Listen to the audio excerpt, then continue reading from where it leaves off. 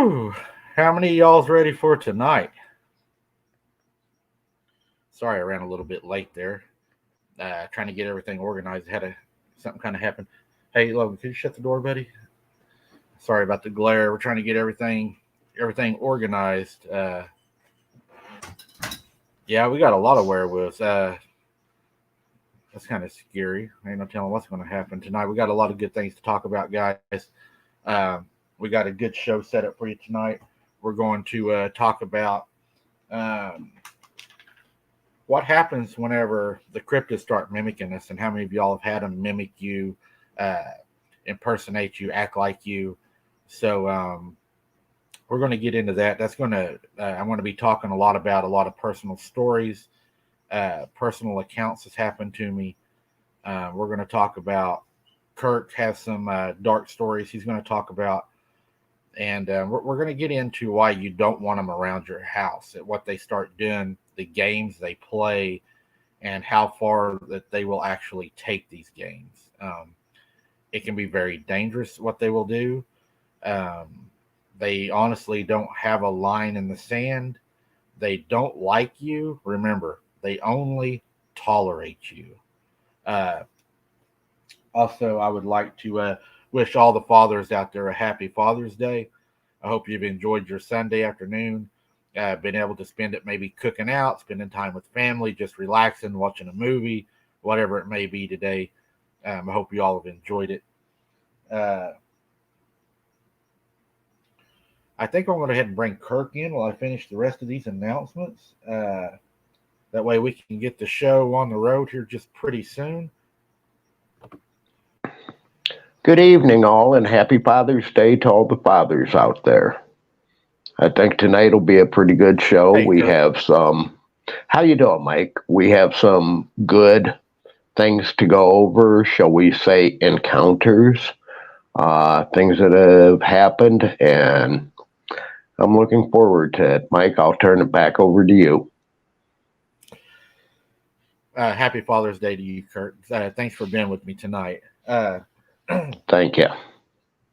We got a lot of things going on today. Kirk's been making some chicken at home. He's got me all hungry now. I want smoked chicken. I love smoked barbecue chicken.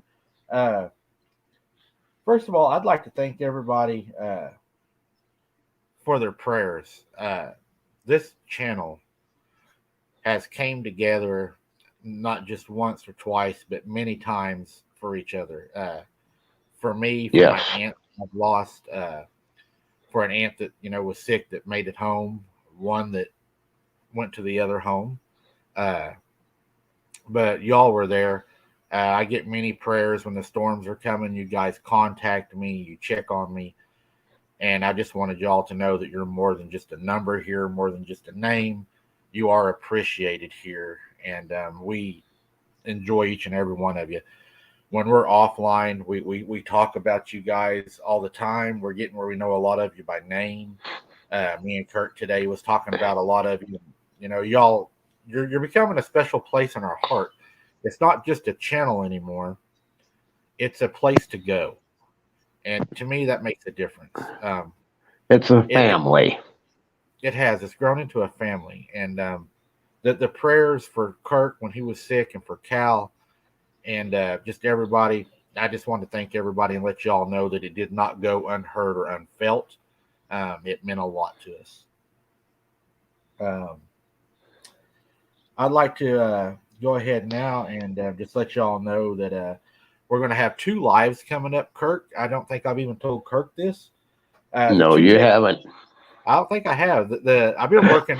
I didn't even sleep last night. Kirk knows I'm up all night a lot of This times. is true. Um, Hardly get any sleep sometimes. But one of the lives I got coming up is going to be called Boots on the Ground. We're going to talk about why that's important, why it is important to our investigations, the things that Boots on the Ground have discovered, and everything that it has brought.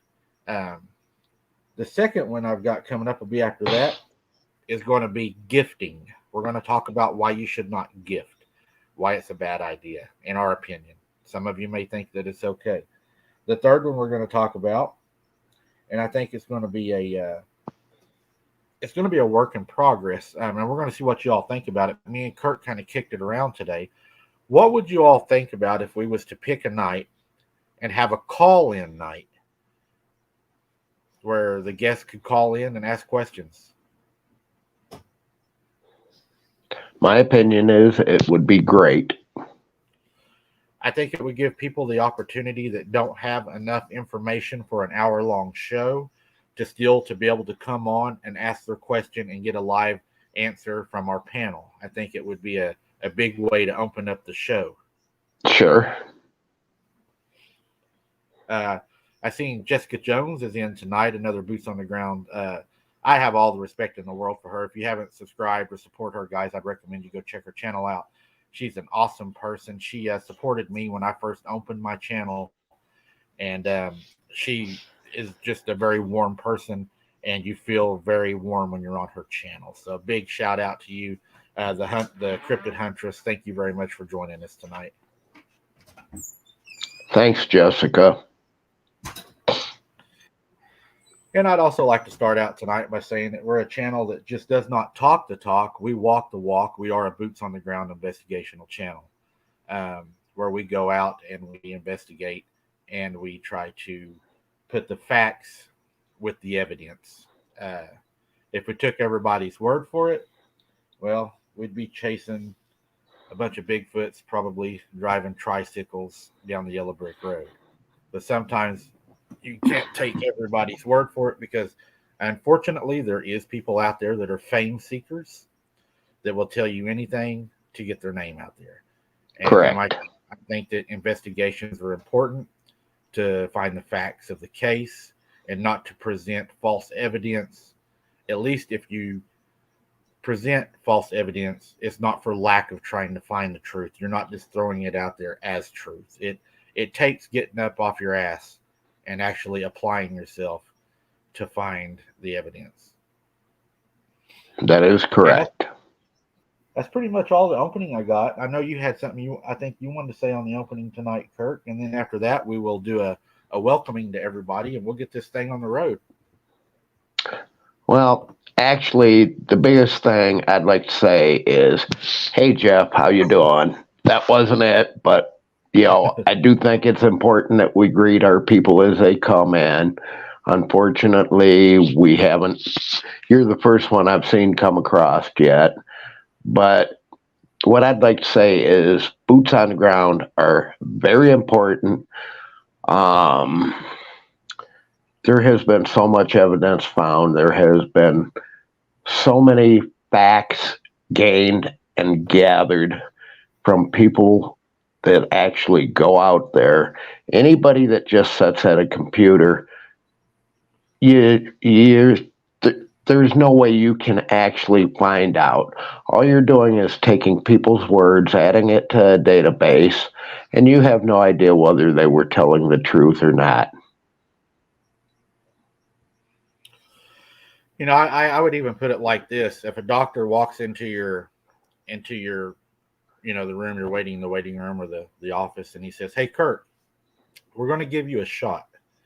Now, I've sat down and I've read a lot of books on this, and it should work, but we haven't tested it in the field yet, so we don't know exactly what's going. But by all this books we've read and by what everybody's told me, you should be fine. Now, I have no real world experience with this. I haven't went out and tested it on anything. You'll be the first. Hi, Mindy. I don't think you're going to want to take that shot. Nope, not at all.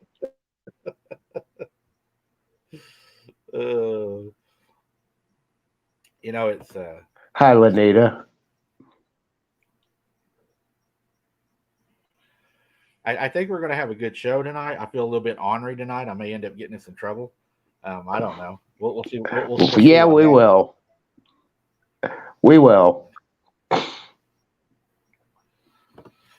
Like what Hatbox says, I'm okay with just hearing about cryptids. I'm not sure I want to face-to-face. Yeah, not everybody is a boots on the ground, but the serious investigators, they have to go out and they have to, in my opinion, you have to experience it. I don't want to ride somebody's coattails and say, well, this guy done it, so this is how it is. I want to be able to say, I experienced it, I investigated it. This is what I found to be true, Yeah. not what such Je- and such found to be true. Jessica, I would like to touch on that. I agree. There is a place for, shall we call them, armchair researchers. We need support people like that, but at no time should anybody ever dismiss the people that are boots on the ground. Right. Yeah, you got to have every aspect of an investigation. You have to Correct. have. I mean, if you, for instance, the military, you have the people that's sitting there that's receiving information, and you have people that are gathering the information. But these people are also on the same team. They're in the same circle. They're Right. not taking it from other aspects of other situations and then taking it as truth. They have direct lines. They have satellite communication. It's a direct link. Uh, I think it's important to be able to get a network, if you will, and be able to trust that network and to have a that's why when you do an investigation, you have rules, you have procedures, and you have ways to conduct, ways to gather, and to secure a crime scene. And the reason you do that is because there takes a hands-on investigator to be able to collect evidence, to be able to collect DNA. This stuff just doesn't come to your desk and somebody say, "Nope, it was Kurt. Take my word for it. Kurt done it." Yeah. I've got I actually have right now 37 casts of footprints that I have found. And quite frankly, if I wasn't out boots on the ground, I wouldn't have a damn one of them. Right, right. Jeff, that's true, buddy. Yeah, Jeff, you You are. are more than reason. But you know what, Jeff? We was talking about you today, me and Kirk, and we sure enjoy seeing you here in the crowd and Yep. everything. And Yep. it's a pleasure seeing you here. And you're one of the ones that we've all prayed really hard for, Jeff. And we're glad that you're back with us and back to being ornery, because we wouldn't want you any other way, buddy. Exactly right. He's a good guy. Uh, oh, we got a long one here. I threw it up without even reading it. She said, "Where I live, there are no forest areas for at least 3 hours away. I have no forest skills as I want not raise that environment. Also, I live in the country where it's so hard to get a gun." Yeah, I understand that you probably Canada, I would guess, or somewhere like that. Um, you don't necessarily, and people are finding this out right now. You don't have to live in a forest to get encounters. A lot of these creatures are moving into the suburbs and even into the cities. I've done videos on several investigations that they believe to be dogman attacks that are happening in the alleyways now, with people Yes. carrying out the trash, and the homeless are under attack right now. Yes. So, I think you're in danger just about, even in the city. I wouldn't let my guard down. No. St. Louis, Pittsburgh, hell, Cleveland for that matter. Cleveland has an abnormally large number of missing people that cannot be accounted for. And, whenever somebody's found and they're shredded and they're like, well, that Pomeranian had to have got out and done this. We better put it down. Yeah, well, if you remember, we talked about that man that was, quote, consumed by the black bear while he was drinking his coffee on his porch. But yet, whatever consumed him actually targeted the internal organs only, which is very unlike a black bear. Normally, if a black bear comes across a carcass, a black bear will tear it to meat on the legs. Yes. And, a lot of the carcasses that they're finding too, me and Kirk was talking about earlier, not only are they not finding the bear marks on the skull that you would see from a bite to the head, that's almost happens every time in a bear attack. is we're seeing the actual skull, broke open like an egg, and the brains removed and then eaten, and that is not indicative, of an attack. Sorry, guys, I had to plug my phone in. I don't know who had been calling you all day. It would be running it down. Gee, I'm not sure. There were actually 14 people called today. Yeah, it's been a busy day. I've had 4 or 5 interviews. People we're going to have on the show, though, huh? We're going to have exactly right. Got some good people coming to the show for some lives. I'm going to be on another show coming up. I've got invited by another show. I'll be putting that link out here pretty soon on the Facebook and community page. Great. Yeah, we're going to be on another show. I look forward to that.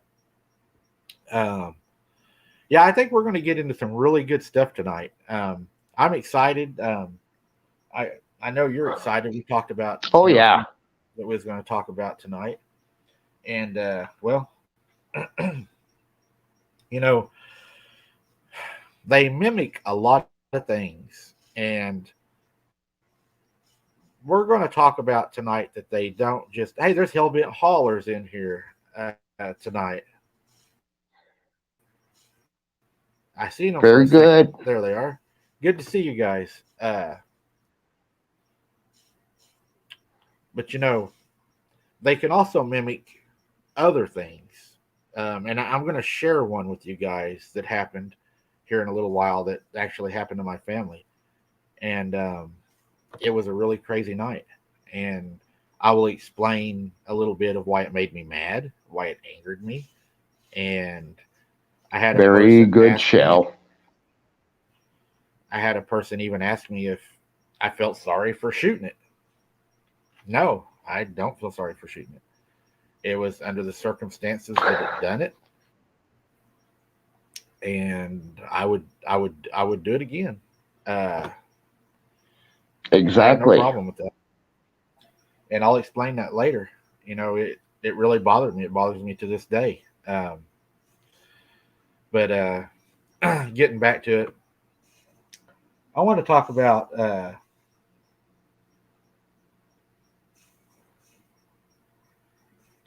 There was a time when we was all down at Granny's, and you couldn't even trust hearing your name being called. Um, I was sitting in the front room one night, and it could have been the demise of my sister.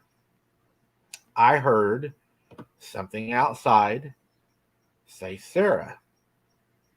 It sounded just like my mom. I thought my mom was outside. I thought she was yelling at my sister. So what do? I yell at her and say, hey, go outside. Mom wants you. So she goes outside. And she goes outside. She gets whispered at. She can't understand the whispering, but she hears whispering. So what does she think? She thinks it's mom trying to get her to come over and talk to her. Right. Well, when she starts walking over there, the whispering goes to whistling. Imagine that. So she turns around, looks in the house, and she sees mom standing in the house. And I've thought about that many times, her going out there like that and it saying her name. It had, it was setting her up, no doubt. It was trying to get her out there. And the thing I always wondered is what if she would have never noticed that it wasn't mom, and she would have went over and crossed into that dark part of the yard. What would have happened? I don't think she would have probably came back. Nope. No, I can guarantee you its intentions for her were not good. That's what I've always felt. My dad, my dad was a big man. He was 6'6", 350 pounds. He wore a size 16 wedding ring. He was a big man. Worked in the oil fields all his life. He was a carpenter, and then he worked for General Motors. he whistled a lot. When my dad would do anything, he would whistle. And one night, we hear whistling, just like Dad would, whistling a song, you know. And Michelle, no, I do not. it was not Dad. He was asleep. So whatever this was at Granny's had been there so long that it had started picking up on our daily routines of Right. what each one of us were doing. And it was starting to mimic it. And they do that. Oh, it got really bad. Granny used to always, I don't know why, I don't know if, you know, the old days, if they done it for a reason, but she would take and she would put water at the back door. She always kept a pail of water at the back door, always from the well. I don't know why, but there was always a pail of water there. And she got sick one time. She wasn't able to go do that, but that was something she done every evening before she would go to bed. They would set a pail of water. Next morning, she woke up and went out there, and there was a pail of water. So whatever had been watching her all this time had noticed that she was not getting the water. Right. And, you know, it done it for her. But I don't want people to think that what I'm saying is what it done made it your friend. That doesn't mean they're friendly. They're mimicking an activity or a routine that they've seen you do. Hellbent Holler says, thanks for the warm welcome, everyone. Big fan of the channel and Abnormal Investigations. Glad that we got the notification for the live. Hey, Hellbent, we're glad you're here. Yeah, I'm a big fan of theirs, too. I watched their last live the other night. It was a really good live. I enjoyed watching it over the UFO. Really good channel, guys. Go check them out also. They got some really good stuff over there. I enjoy watching them. They have a lot of good information. You know, kind of like what they're saying, like in gifting, you know, way or no gifting. I say don't gift. Do not gift. My theory on it, and Kurt, you tell me if you agree with this, but people say I've been gifting for years. They don't bother me. I don't think they're evil. You know, I've done this for this many years. Well, I think what happens is they tolerate you. And whenever you get someday to where you're not able to gift, and I know a lady that very, very popular lady, she was actually on Monster Quest. She was gifting. She ended up getting sick. She broke her leg. She was unable to gift. She lives by herself. The first thing they done on the first night that she couldn't gift, Kurt, is they tore her car up. Imagine that. They tore the hood completely up and just bent it over backwards. She had a very usually it takes a couple days before they'll get that violent, but they will. Well, it got even worse. Even after that, she had a little dog. Well, guess what? The little dog used to go out all the time. Nothing ever happened to the little dog. Little dog went out one night. It ran off. She couldn't find it. She was asking everybody, have you seen my little dog? Have you seen my little dog? Well, they found her dog all right. Something took and put a big can of like veg oil, you know, like the big cans. Yep. Stuck half that dog in that can and almost crimped that can shut and threw the dog up on the porch. She's now moved. And that's probably a good thing. Yeah, her family moved her out of there. They said that they would not leave her there any longer. She was probably on the menu because she said it was trying to pull her air conditioning out of the wall one night. It was trying to pull her air conditioner out. She could hear it beating on the house. I think they were fixing to come in. Sure, that happened to a friend of mine down in Louisiana actually about 5 years ago. And you actually spoke with her today. So what happened? Or can you talk about that? Yeah.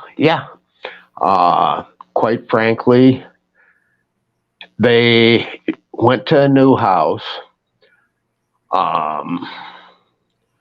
It was one that had the window air conditioning units instead of central air.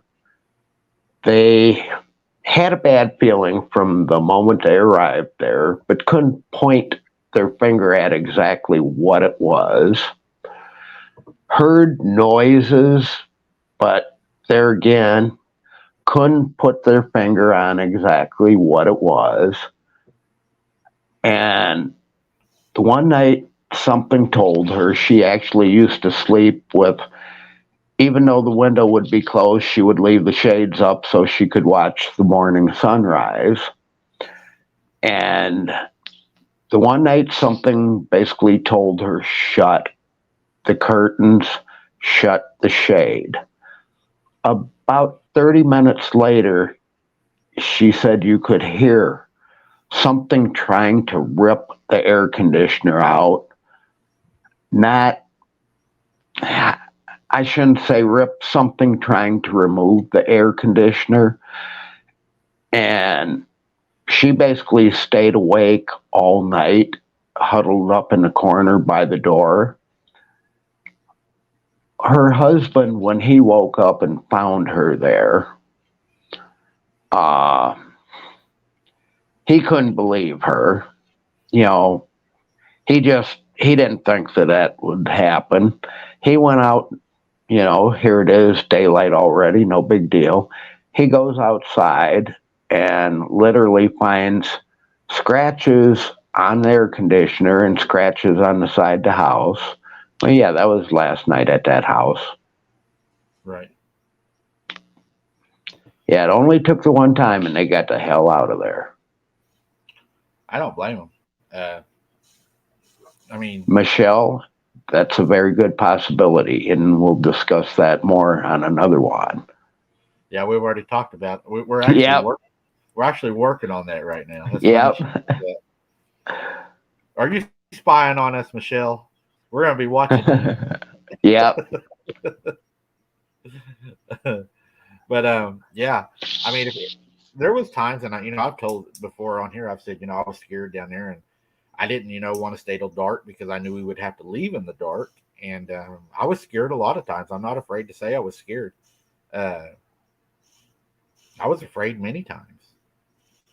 Scott, the big English Mastiff, as much as it's a great dog when you're dealing with humans, means nothing to these cryptids. They just see a larger meal. Yeah, I actually investigated a case in Ohio where something went into a kennel and killed 5 AKC German Shepherd trained attack dogs. Wow. I don't. Everybody on here may not know I done a video on what happened to my dog. I had a Rottweiler. Do you know about that, Kurt? Have I told you about that? No. Okay. I had a Rottweiler, and my granny had her stroke at the time. His name was Zeus. He weighed 110 pounds. He was a monster. Huge head.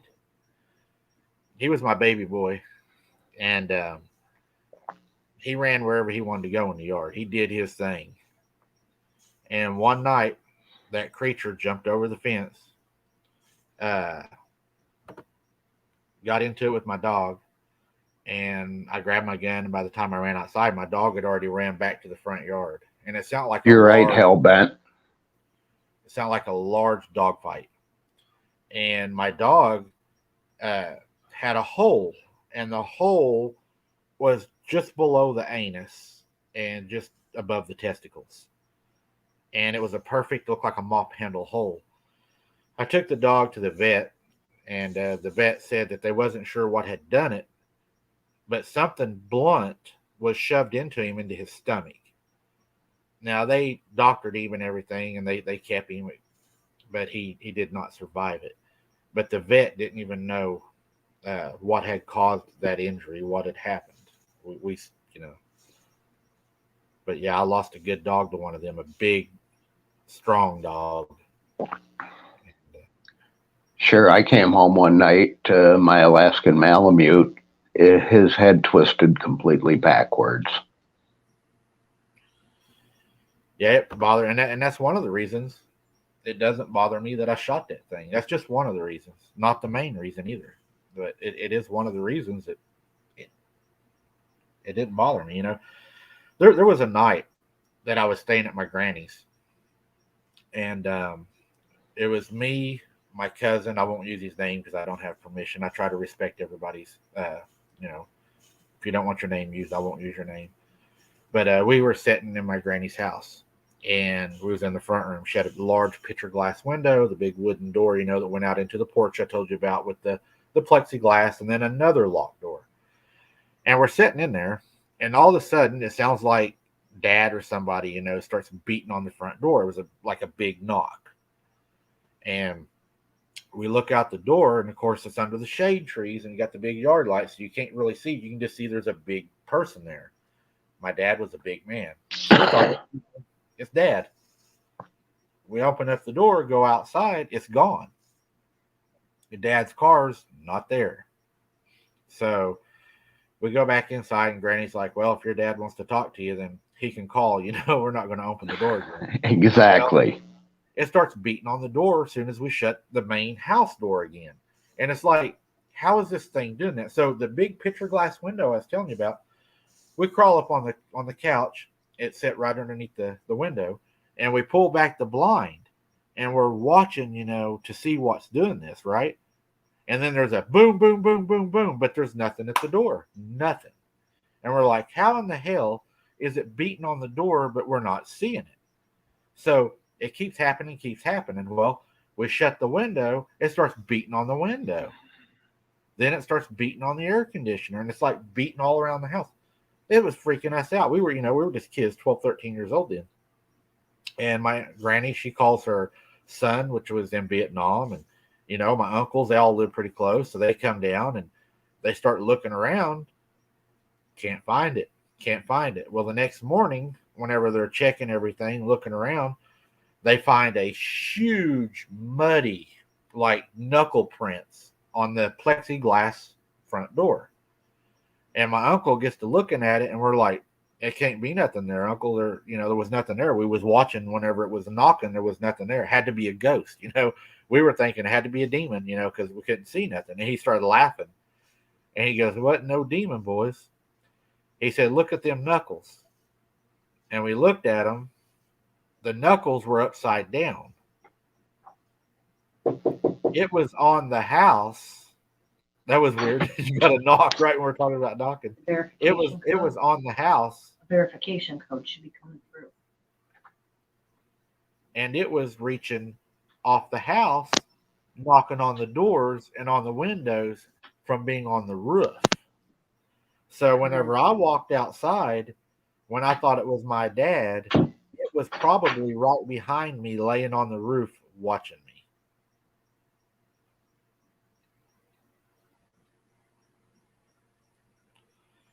And that bothered me for a long time. I can understand that. The long and short of it is, and I don't know how they do it, these things can cloak. These things can mimic anybody. They can mimic anything. I was up in one area, and Mike knows where that area is. It's one of my normal investigation areas. I was actually out on my four-wheeler, probably about 11 o'clock at night, and I hear what sounds like a baby, and I hear what sounds like probably a teenage girl crying for help. Now, the closest house, even around to where I was over 3 miles. I searched somewhat, could not find anything. But, I mean, something did it. Now, I went back during daylight and searched some more. During daylight, I found a set, and I shouldn't say a set, I found a trackway 5 prints long that were almost 18 inches long by 7.5 inches wide. That absolutely something was standing there that is right where the noise came from, but I will guarantee whatever left those prints was not a young lady with a baby.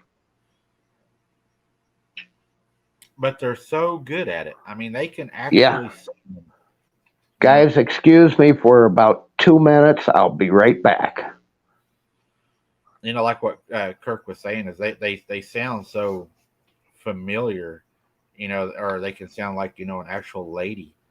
And then it makes you wonder, all these people that pull their cars over and they're not seen in their car, or they're, I guess you would say, they come up missing. And, I think sometimes that maybe they're lured. Maybe they saw something cross the road, and whenever they stop, they hear a little kid, hear a little kid yelling for help, or they hear a lady or something. And when they go to investigate further, then they're attacked or ambushed, and that's usually what happens. Dark, I want to make sure I get this right. Dark Seed said, we lived on a small farm with pigs, chickens, and a couple of milk cows. We always knew when he was there, but he never bothered anything.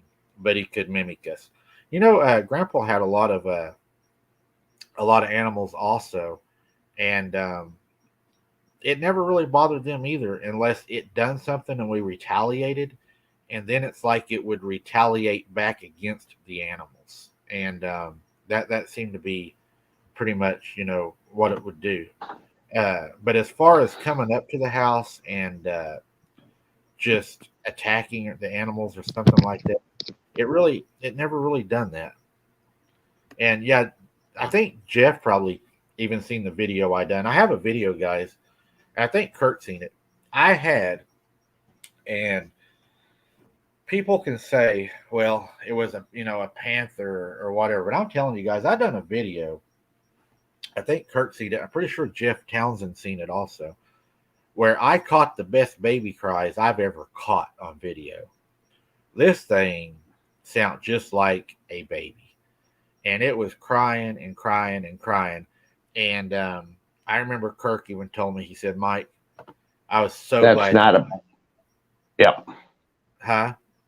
I was going to say that was not a baby. I know. And you told me, you said, I'm so glad that you stopped investigating and you left that night, because remember, I was alone.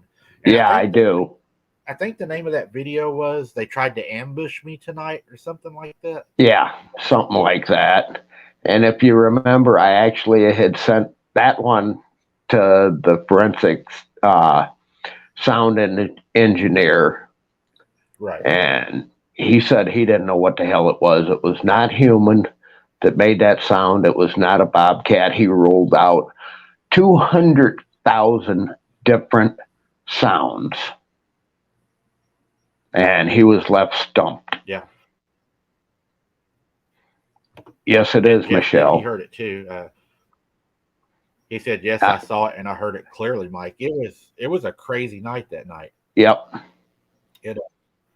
But then again, if they watch humans enough, then they know that when you're out with your kids and your kid starts crying, what's the first thing you do? You go look for your kids. Exactly. The first thing you're going to do is you're going to go check on your kids. You're going right to where that crying was coming from. And they know that, and that's why they do it. I'm old-fashioned. I'm still old-fashioned. I do the same thing that my grandpa done. People may laugh at me for this, but my kids know that if they're outside playing, they don't scream. We was never allowed to. When a kid screams, that meant you go outside, something's wrong. And exactly. My kids know when they're don't do that to me, because my heart, when my kids do that, oh my God, my heart will pound, because I'll just immediately just drop everything I'm doing and go check on them. That's my baby. And Yeah, if, if we would have screamed when I was growing up and my dad had to run out, you can bet that the M1 carbine was coming out with him and something was going to die. exactly, we got Cal's joining us right now. He must be feeling a little bit better. I'm going to go ahead and throw him in. Wonderful. Hello, everybody. How is everybody? Hey, I Cal, hope you're good to see you. feeling. I hope y'all feeling a lot better than I am. That's what we was just talking about. We knew you wasn't feeling well. We didn't know if you'd make it tonight. Yeah, I made it. I left my phone on the coffee table and I went in the bedroom and I had to come back downstairs and everything. I couldn't hear my phone and I forgot. I was like, oh God. So yeah, I'm late. Nah, you're not late. We're never late on here. Exactly. The We main might be thing a little is slow. your hair.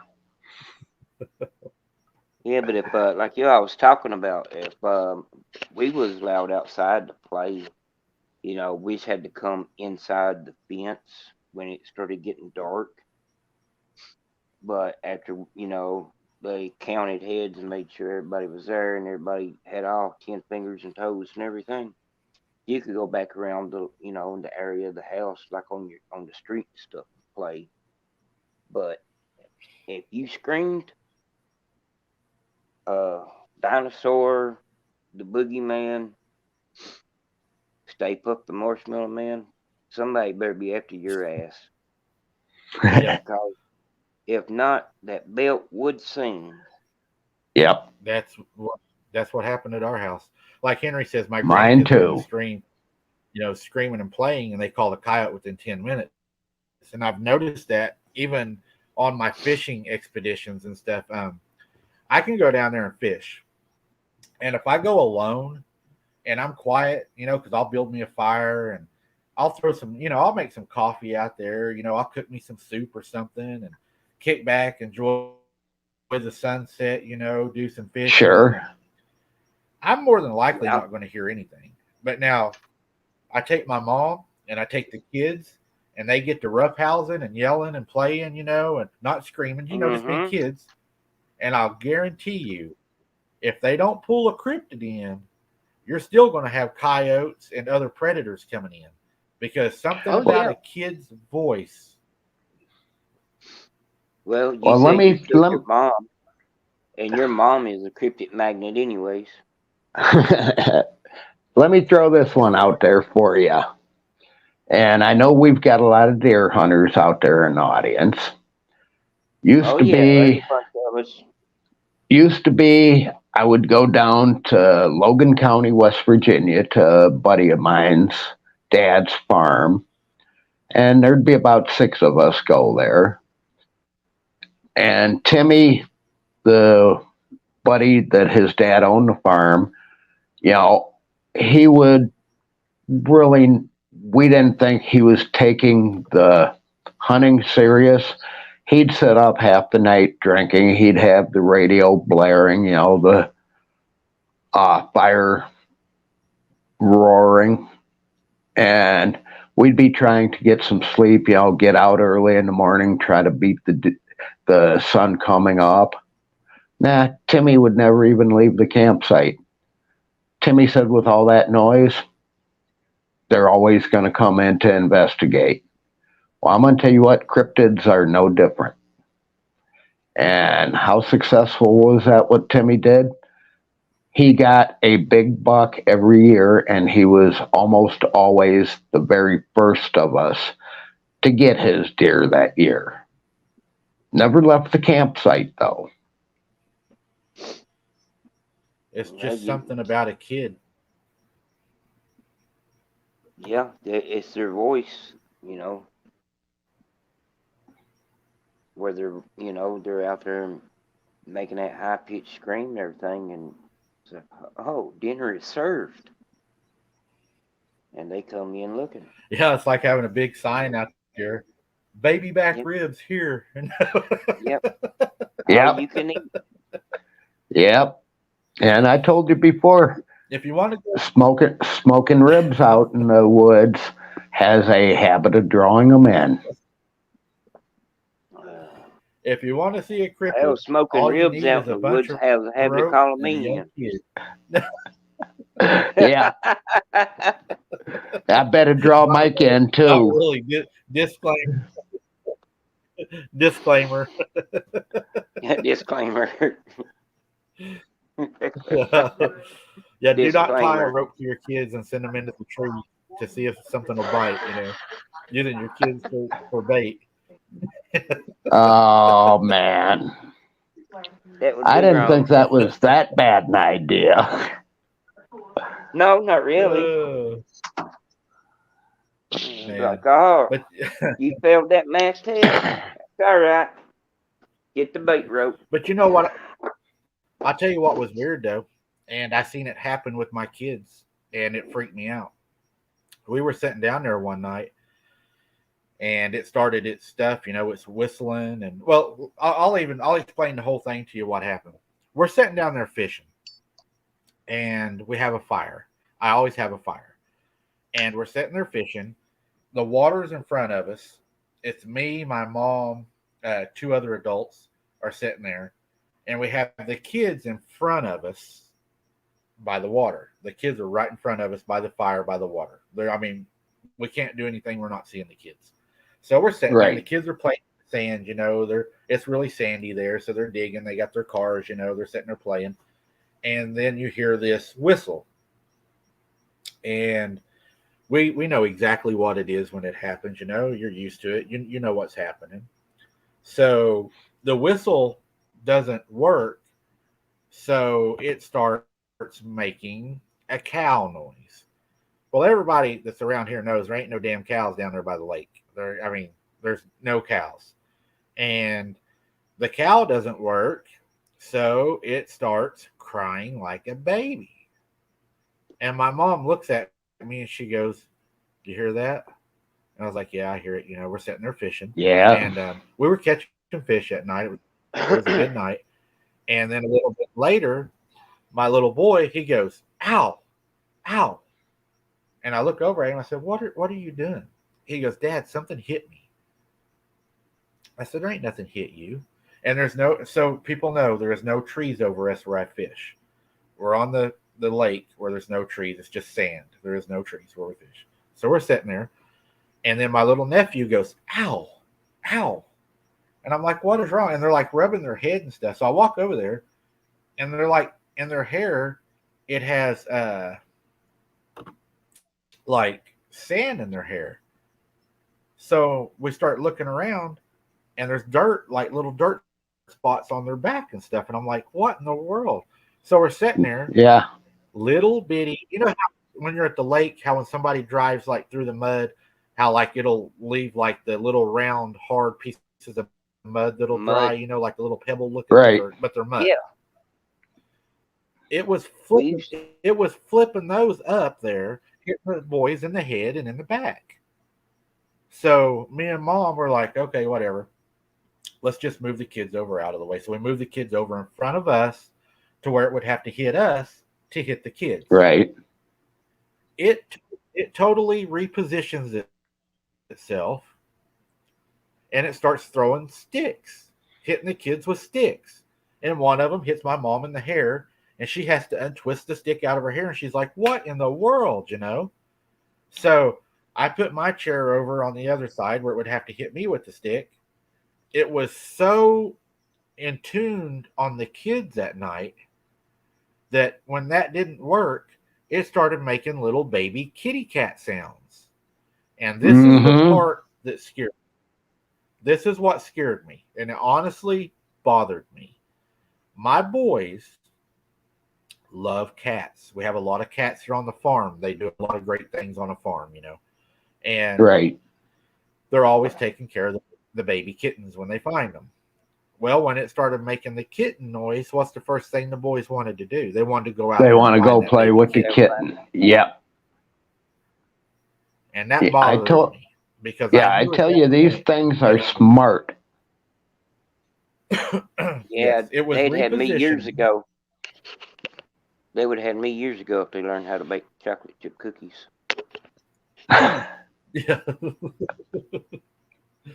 But it would not stop. It kept repositioning different tactics. Uh, and then you hear a lot of parents talk about, well, my kid was right there in front of me, and then the next thing I know, he was gone. It's because these Right. things are persistent.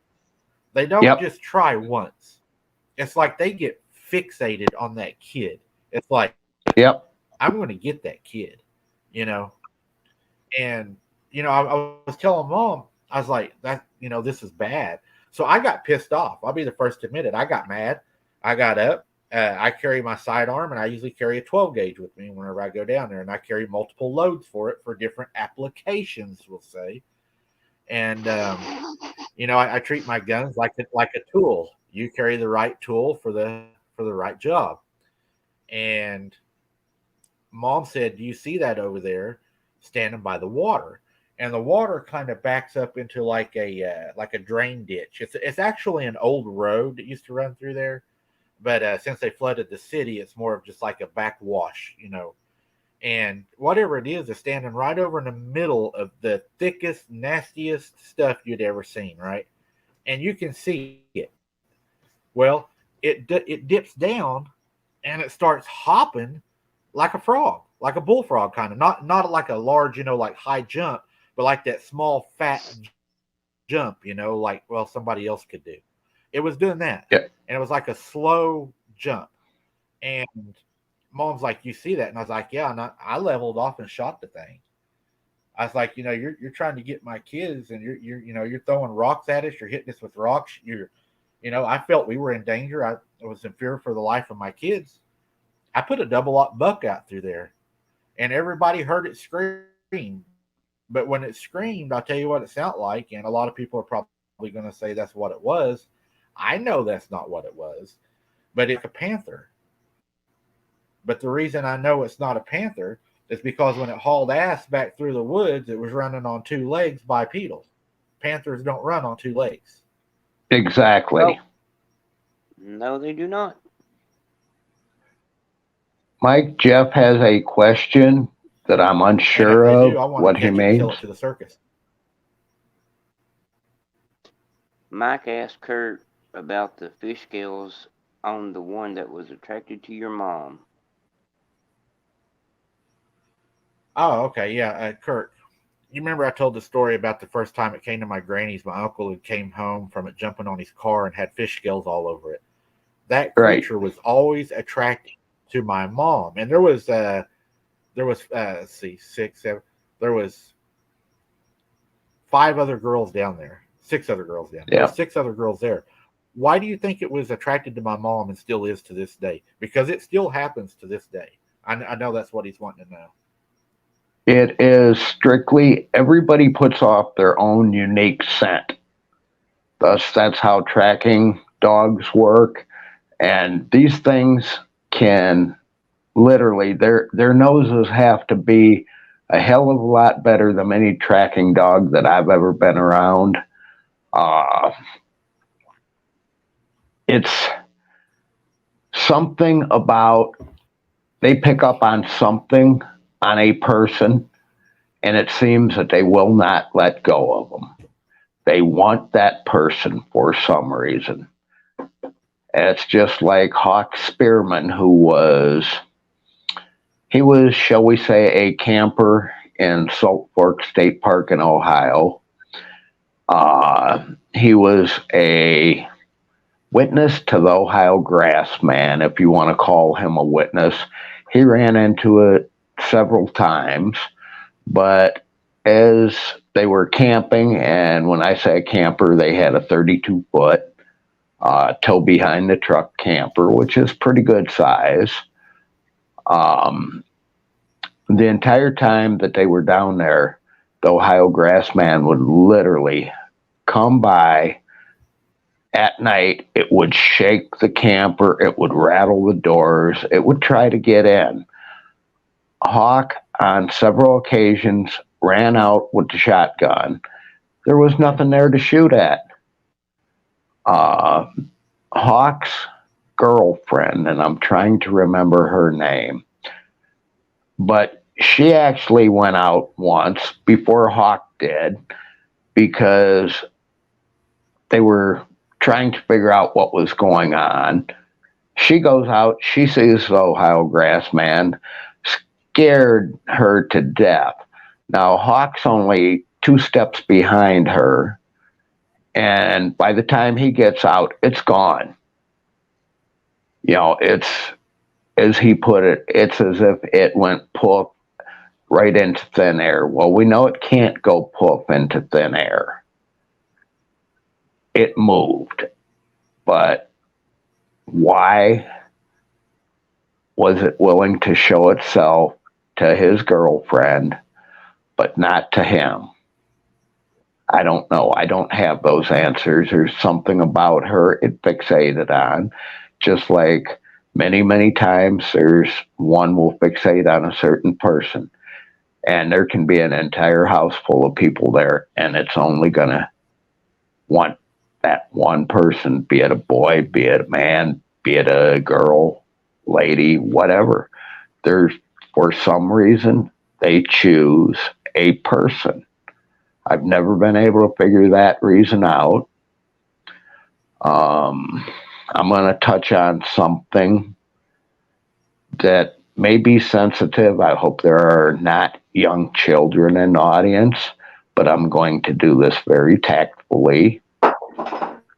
That same area around Salt Fork, to start with, will not release numbers on campers missing in the state park, but in the surrounding area, over the years, there has been a large number of females come up missing. Very few males. It's all been females. What would they be taking would it be taking the females for? It usually only happens in the springtime, and my best guess on it is breeding purposes. Yeah. Right. Another reason or another thing that might be, Jeff, to help answer your question, is my mom was also one of the only ones to be the closest to it and to have the closest encounter. I don't know if that has anything to do with it, but my mom was a foot probably or foot and a half from it, and it raised its head up over the steps at the house. It looked like, she said, not exactly, but close to the werewolf in the movie Silver Bullet. She said it raised its head up. She saw its upper teeth only. It kind of looked over the step like this, and it raised its ears straight up, and then she ran into the house, fell on the couch, started crying hysterically. I don't know if that has anything to do with that, or if it's, I think there's a lot right there that really needs to be investigated as why they do that. I think that's important. Yeah, dark side, yes. I may actually have to go boots on the ground to figure that out. I think a lot more of my dog than I do most people. Anything that hurt or killed her better never stand in one spot for too long. Whatever was responsible would cease to exist if I found See, it. this is why I like Yeah, Jeff. and Jeff, well, he brings up a good point too, is how many innocent dogs, right? How many innocent dogs right now are being killed as pawns, and that bothers me. Well, we know they're still being killed down there in I'm an animal Kentucky. lover. In Kentucky, around the Godsey case. Yep. I was going to tell y'all that Godsey case I done. I'm glad you brought it up. Do you know I have over 200,000 views on that now, that video? Good. And there should be a whole lot more. But I mean, Yeah. that Godsey case has been 3 years ago, 4 years ago now. And they are still catching dogs and destroying them to, quote, keep the people safe. Well, there was a guy that had one killed not too long ago. It was a big dog. It was a walker that they used to hunt with. You know, they coon hunt, and guys seen it on an auger road. It was following a track, shot and killed it. So that guy, you know, they told the guy, you know, yeah, we killed it. So that guy said, well, you all can pay for it. So they took him and went to court over it. And the guy had bill of sales and everything. He gave $8,000 for this dog for breeding purposes and hunting purposes. You think the judge would make them boys turn around and pay every penny of it? Nah. Now Right. they're Yeah. convicted felons and everything. They're no longer allowed to hunt on a firearm or nothing. Just because they got tripped You know, on the trigger. just like this guy said right here, and he said, I've been mimicked so much that I've had hunters bumping into each other in the woods. That would be a tactic also that they could use. I mean, y'all know there's a lot of hunters out there to shoot at movement. They don't look at the Right. target. Oh, yeah. If they see movement, you know, they're going to eat. And that's dangerous as hell. And sometimes, you know, I've always said when you go down there, it's like a war zone. I've got Hey, something though, Sheldon. that a person asked me just now. And I've been wanting to talk about this a little bit. I didn't think much about it when it first happened. This comes out of Oklahoma. Are you all familiar with the case to where the two best friends, and I'm not talking just best friends that met each other at work, I'm talking best friends from childhood, where one killed the other one, saying that he was trying to get a Bigfoot to kill him? No, that's a new one on me. Yeah. In Oklahoma, there was two guys that were best friends. They had went down to the river, I believe, to fish or whatever. They best friends forever. One Right. ends up killing the other one. And he goes back to the house. He doesn't try to hide it, and he says, I killed him. Now, they had struggled, and I haven't looked at the case, so I don't want to be precise, but they had struggled for a very long time in this fight. You know, a fight for your life. And Right. he said that this guy was summoning a Bigfoot to come and kill him. And a person asked me, they said, the reason I'm bringing this up is a person asked me, they said, do you believe it's possible that his friend got mixed up in black magic around that area, hence the magic circle, and was able to summon a demon to possess an animal to attack his best friend? And that was just Very a much question so. that somebody had brought up. I said, that's a Kirk question right there. Yep. Very much so. That is very, very possible. But I will say this.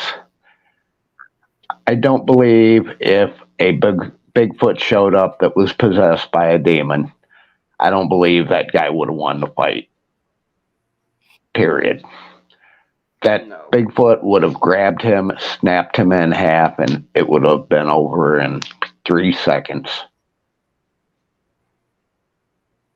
I think the other guy might have done something that was scary enough that it caused the other guy maybe to fear for his life and to kill him. I don't know, you know, all the, you know, I haven't Right. looked into it, so I don't know all the particulars Right. to it. But something happened. between Something two best happened. friends, yeah, that caused one to kill the other, and Yeah, and you know Bigfoot was that's brought into it. quite truthfully to kill your best friend. That is one of the ultimate heartaches that you could ever have, I'm sure. Yeah. That would be. Brandy, You know, you're talking correct. about to get back on subject, get back to the mimicking, so I don't go too far off subject here. Yes, please. Because if I keep going the other way, we're going to end up running some other lives. like lives as in coming up, not people's lives. We may end up ruining some lives too. I don't know. Yeah, only time will tell. When we start getting the bills for the psychological evaluations. Uh, uh, goodness, good. You know, and it's what I want to talk about, and I may let you, Kirk. The lady we talked about earlier that was gifting and had stopped gifting. I'm going to start part of it, and I'm going to let you finish what happened to her. Okay. Okay. There was a lady that had decided to, and we're not going to go into the gifting too much. It's just kind of like part of it. She was not only gifting these creatures, animals, humans, Sasquatch, whatever you want to call them, beasts of the field, but she was, feeding them, allowing them to eat from her garden, allowing them to eat from her fruit trees. She went as far as to have her yard light took out so they weren't disturbed by the light. Right. She made them feel welcomed. So yeah, big mistake. Really big mistake. As me and you know how it ended, is what they done to her. Yeah. Remember? Yeah. She got sick, and she was unable to feed them. Wintertime hit. There was no garden. There was no fruit trees. Now remember, these things, and I'm going to put it in my words as my opinion, they had tolerated her for years, but she was always serving them, taking care of them. She was feeding them.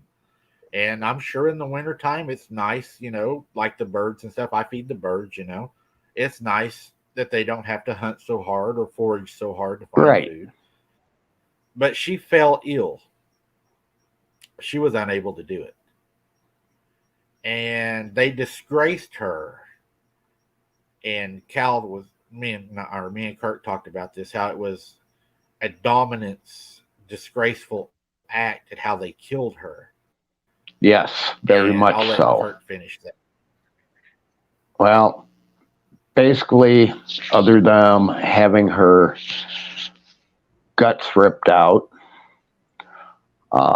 literally, which she did provide a meal for him in that aspect, she was also sodomized over the kitchen table. Jesus. Yeah. Very, very seldom have I ever found cases that these creatures have truly came in houses.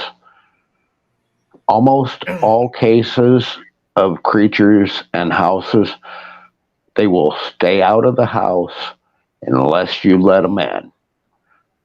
The only thing I can theorize in this particular case is that lady let this creature in because she thought she had a good relationship with it. And over the fact that she had not fed it in several months, that it was having a lot harder time surviving because it was used to her feeding it. It was pissed off. It used her for a meal. And then, as I said, it ended up sodomizing her. And from what I was able to find out,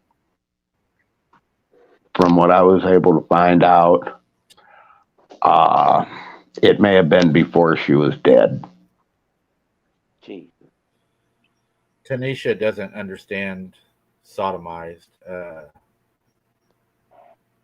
I don't know how to put it where we can talk about it without any other way than using a reference of as using it as a document of reference.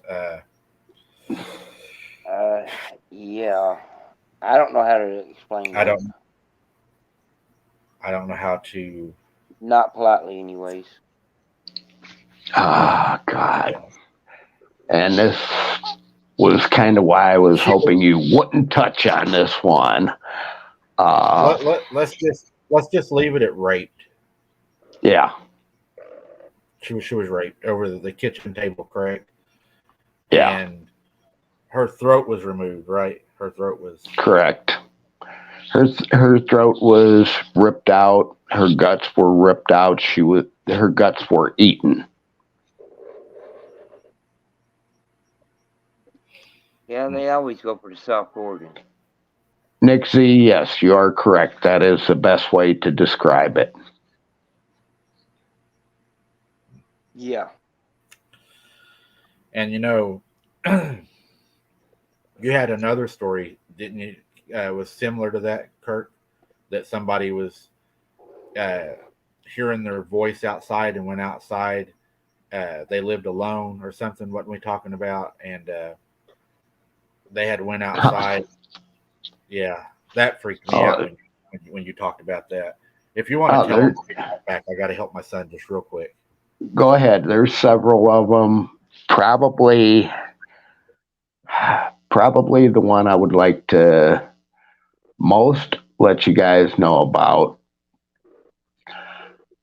A very good friend of mine lived not too far from me.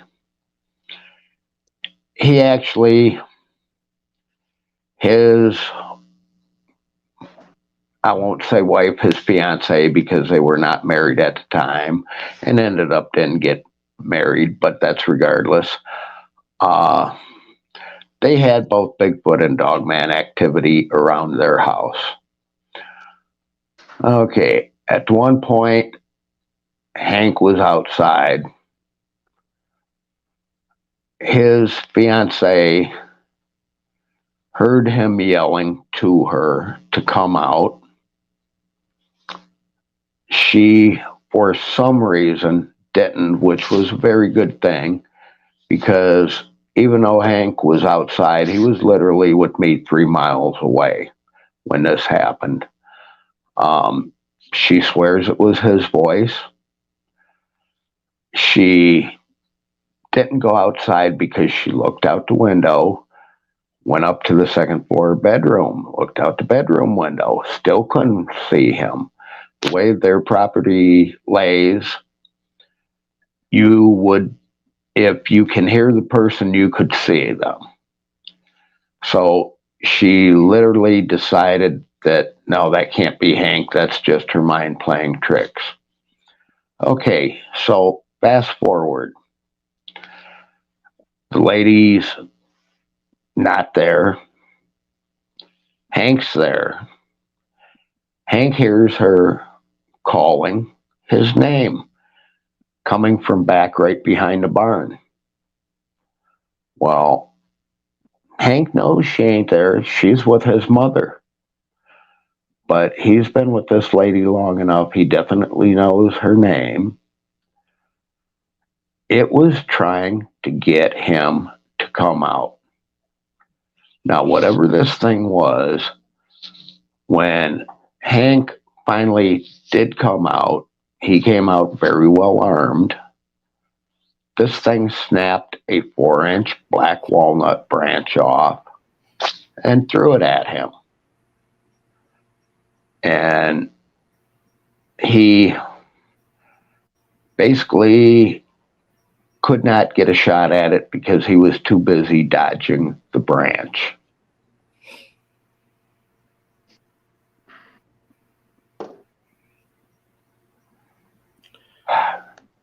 It's like you don't Tar- know what Tartan, voice, to listen to. yeah, Tartan, I'd Yeah. like to answer this. I don't know about trolls. I know that gnomes are damn sure real. They are 100% real. When I was even young, growing up, we have a bridge that's not far from the house, and it was always named Troll Bridge, and that's what everybody called it. Uh, I've had a lot of sightings down there. I've had a lot of encounters down there, and you know, it's scary. The things that happens. I mean, what happened to this lady in her own house. I mean, I hate to say it, but she ended up something's dinner, and Yeah. that's what Yeah. we try not. That's what we try not to be. Uh, you know, it. Well, Mike, once more, as I say, that was because of gifting. The only thing I can figure is it came to the door and she let it in because she felt she had a relationship with it. And this is what happens when you can no longer gift. They no longer have a need for you. Nope. Right. Oh wow! Look what Dragon Mom said. There was a couple making out in the woods in their car. They were both sexually assaulted. The man was killed. God. That's very close to a case that I investigated down in Tennessee.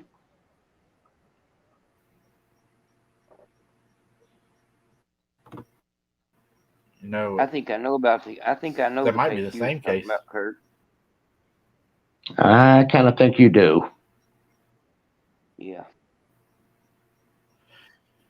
You know what? Tartan saying that. Tartan says, Kirk, I think there was a Bigfoot creature, but people changed the story to dilute the story. Sorry, I hadn't explained it clear enough. There is another case similar to that happened in Oklahoma where a man and a woman was on a date, and they said that they were both sexually assaulted by a Bigfoot, and they found them floating in a pond. And whenever they went to this pond and pulled their bodies out of this pond, well, they found a whole lot more pieces of bodies in that pond. Yep, And come to find out, there was human bones all over the hillside up there where it yep, dated way back. So something had been hunting that ground for a long time and it was eating humans. Yep. yep. It And they do. I don't care what anybody says. They They. will 100% eat a human. Oh yeah. They're not your friend. I don't care if you cook No, them they every day. tolerate They are you. not. Yeah. They will tolerate you for a certain amount of time, and then that one day he's going to be in a different mood or whatever, and he's going to kill you, and he will eat you. And 9 times out of 10, you're still going to be alive when he starts to feast. Yep, King, yeah, it was that's a my feeding pit. that's my fear right there. Something eating something eating you alive. Yep, to be Like Tanisha consumed says, alive. sadly humans are very close, and we see cuteness in animals before their natural animal instincts. Like we talked about that guy with that big old rattlesnake. He's like, oh, look at this. I've raised it since a baby. It's not rattling. It's not going to bite me. The moment it gets a chance to bite you, it's going to bite you. Yeah, you're tagged. Tamara It's has like I tell a question. I everybody if wonder I what. put you in a,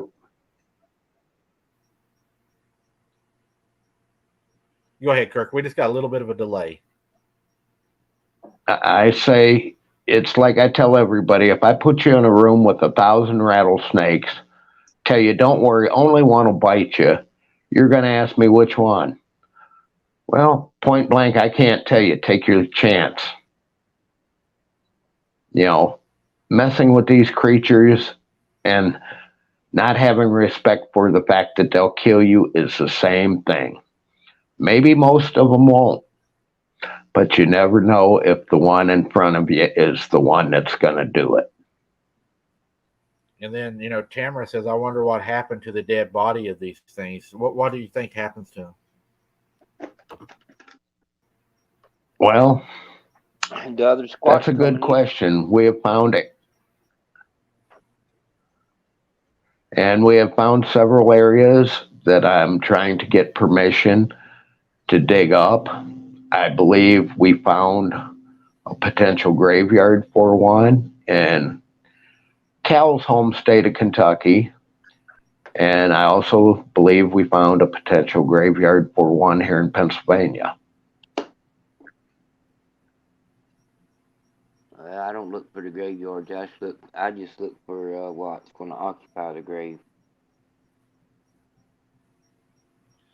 Uh, Tanisha says it's like people who own chimps. They think that they won't hurt them, but they always do. There was a case here in Oklahoma where a lady. Now they said it was a monkey, okay, or a chimp or an ape or something, and supposedly it got away. Now listen to this story. Tell me if you don't see some holes in this. A person owned either a chimp, an ape, or a monkey. It was something like that, and it gets loose, right? So it's running around. It chases one lady down and almost eats her ear off before she can get rid of it because it's running wild. Uh, that most people don't know they will attack you, and the first things they go for is your face, fingers, and your genitals. That's how Yep. they attack. And this thing running around crazy. Well, after it attacked this lady, her family shot and killed it, right? Or that's what the news said. And this isn't the Inquirer. This is the local media. But you know what? They never showed a photograph of it. Was it a monkey Imagine that. or was it a juvenile? Hmm. Well, Yeah. okay. Let me share this. And I haven't talked about it a lot simply because there were some illegal things that were going on concerning a moonshine still. But the gist of the situation is there's a certain area in Kentucky that there's a hidden moonshine still, and a family from Ohio went down to visit the relatives that own that still. While they were back in the woods at the still, they found a baby monkey. They brought it home with them. Within 3 months, it was about 4.5 foot tall. Uh, it almost ripped the lady's face off when it escaped.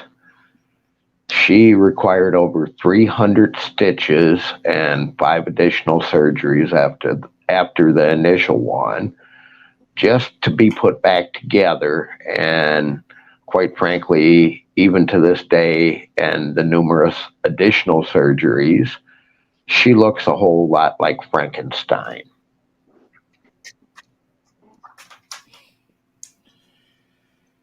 You know, I've never been viciously attacked by any animal. I've been, dog bit or bit by, a cat or something. I can't imagine the pain that she would go through with something eating you alive or dismembering you or disfiguring you. And you're not only are you laying there hurting, you're watching this Right. creature eat your flesh, your body parts. It's Well, consuming you. okay. I did kind of jump ahead trying to just get to the main gist of the story. One of the parts that I didn't tell is once it started growing at a rapid rate, they decided that they were not going to be able to keep it. They called the Cleveland Zoo. The Cleveland Zoo sent somebody down to identify it and bring it back. He got down there. He said it's not any primate that we know of. We have no desire for it. The closest I can figure out that it is, and these are his words, it looks like a baboon, but it doesn't have a tail. So they didn't want it. Wow. So they left it with that family, and like I say, her face got ate.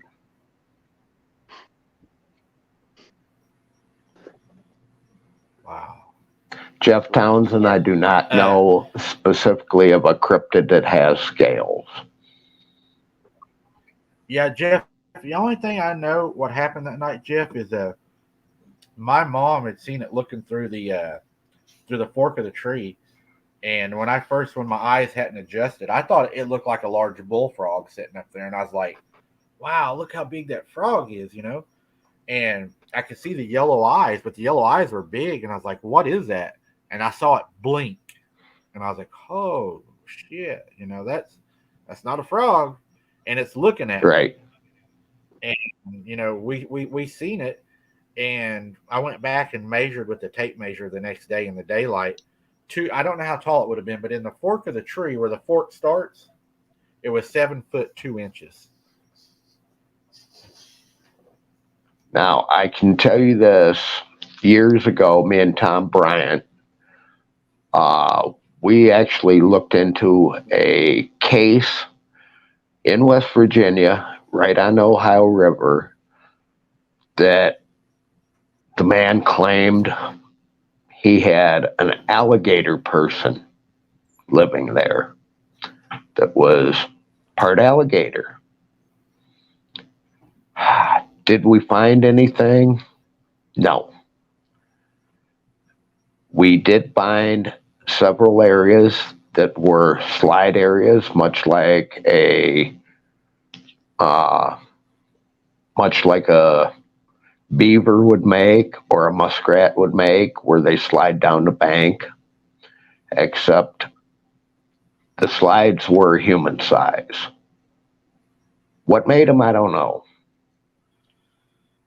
Right. And yeah, Jeff, I believe what was attracted to my mom wasn't this lizard thing. I believe what was attracted to her was something else. It was along the werewolf dog man, probably Sasquatch, something like that. Uh, you know, we went one time down to the lake, and it was me, my dad, a friend, uh, my mom, and all of us. We were down there, and I was standing on the point of the lake, which had kind of like pointed out into the lake, and then it curved back in way up in, and then you would walk down the bank. Well, my mom was walking down the bank, and I was standing up at this point where I could look across the water and see her.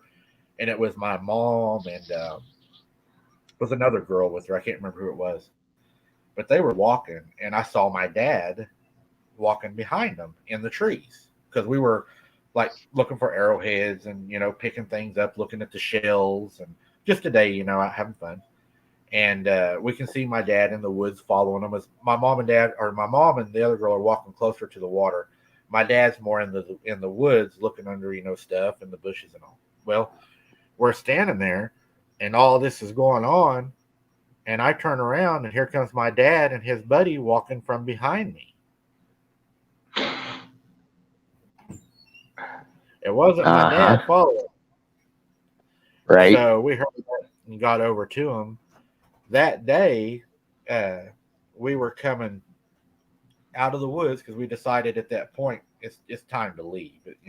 We're not gonna stay no longer. So we start making our way out, and when we get down in there, my buddy sees a TV laying out there. Well, he used to make arrowheads out of TVs. He would nap them and make arrowheads and sell the jewelry.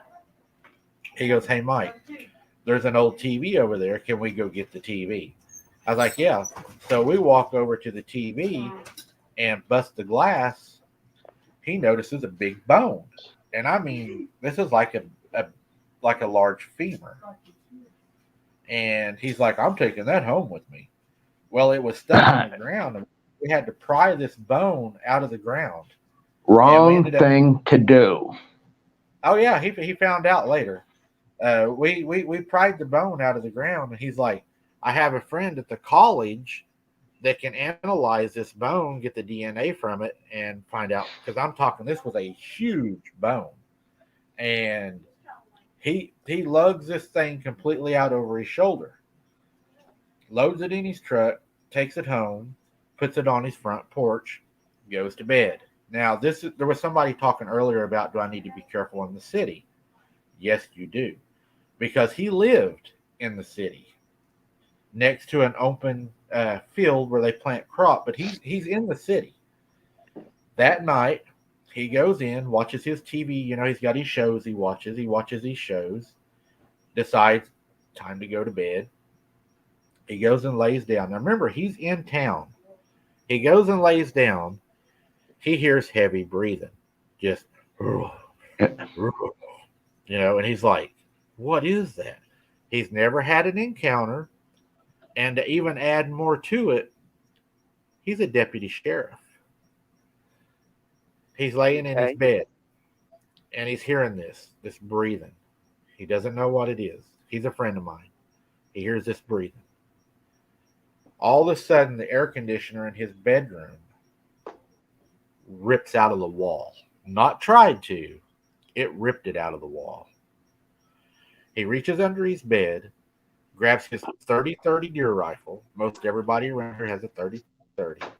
Grabs his 30-30 deer rifle, and he's so afraid, he starts shooting through his own wall.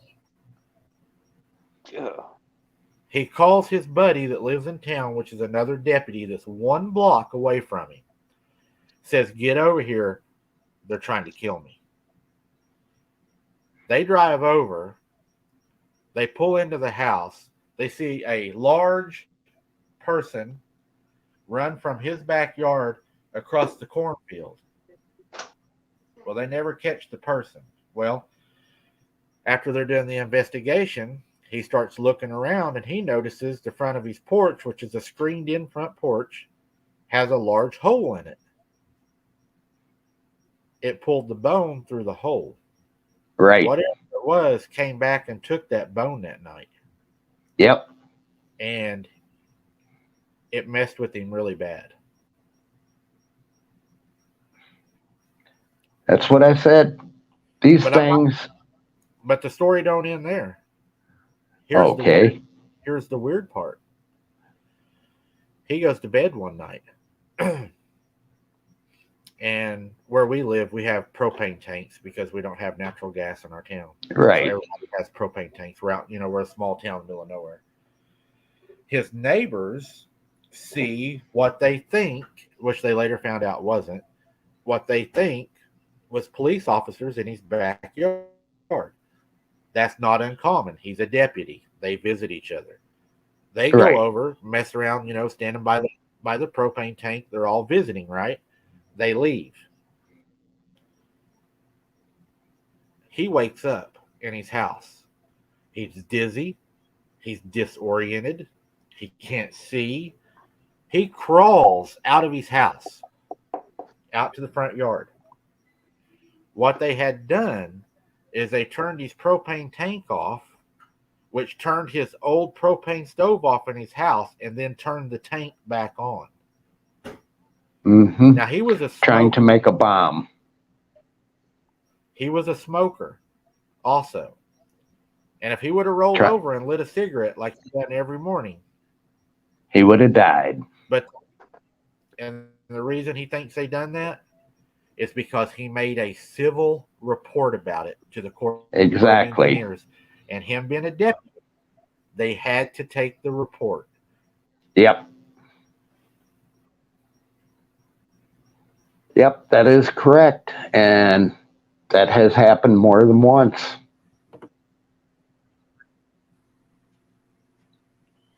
I couldn't believe it. It just, how far will they go to hide it? I'll tell you what. I mean, they'll go far enough to where you don't want, not to mention it again, if you survive. If you survive, and that's the key. And something like that, you never bring home. You see a bone like that, don't touch it. No. These people don't be touching somebody else's bone. Right. These people that gift, claim, and many actually do have things gifted back to them. Okay. That just goes to show that there is some kind of bond being formed between them. But my way of thinking is these creatures don't feel that they're actually gifting you. It's more like they're, in their own way, paying you for what you do. Right. And he's asking how far away did they find him? I'm not sure. I mean, it didn't get him or anything. It was just I think it was an attempt. Sure, it Uh, was. but there was also an alleged attempt to cover up and hide the truth. Yep. And if they will do that to a person that is an active law enforcement officer, they're not Now, they're not they're not going to stop at you. I've been asked numerous times over the years, how far can these things follow you home? Well, there was a particular case, and I'm not going to say this is a normal case, but there was a particular case of a dog man in North Carolina who was a very funny looking dog man. He was all black, but he had a white patch on the right side of his nose and a white patch on his left shoulder. Made him very distinctive. The particular man that had the encounter with him actually drove back to Cleveland, Ohio. Now, mind you, Cleveland is a pretty big city. True, it's not like Houston or Philadelphia or whatever, but still, there's 500,000 people in Cleveland.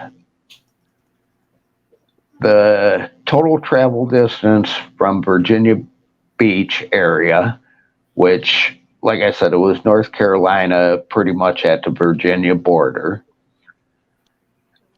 From Virginia Beach, which is the easiest place to pull the distance, you're looking at 560 miles. Okay. A week later, this same dog man shows up at his house in the city of Cleveland.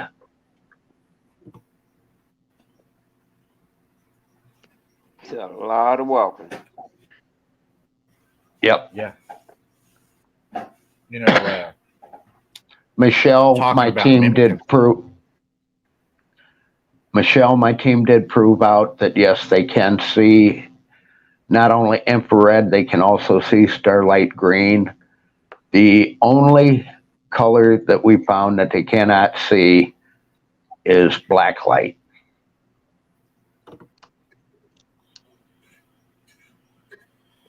And I was talking about mimicking us and stuff. Yes. Well, I want to thank Yuri for the super sticker. Thank Yuri, you very much. thank Yuri. you. Or Uriel. I was playing hide and go seek at my granny's that night, and whatever it was out there playing hide and go seek with us. Sure. I spoke to it. I thought it was my cousin, and I said, "Hey, they'll never find us back here." And it answered me back, and it said, "No, it's a good place to hide because you all ain't never found me here." Now, I don't think that was a cryptid. I think that might have been more of a feral person or a person or something because of the length of the speech. But still, yet, something was playing that shouldn't have been playing. Exactly. Now, like I said, Cal had a black one walk right underneath him. Yep. Yeah. These things can make any type of sound they want to be able to make. Pyromedic, the bone was probably about, let me see here, about 1, 2, 3, 4, about 4 miles from his house, probably from the edge of the wood line.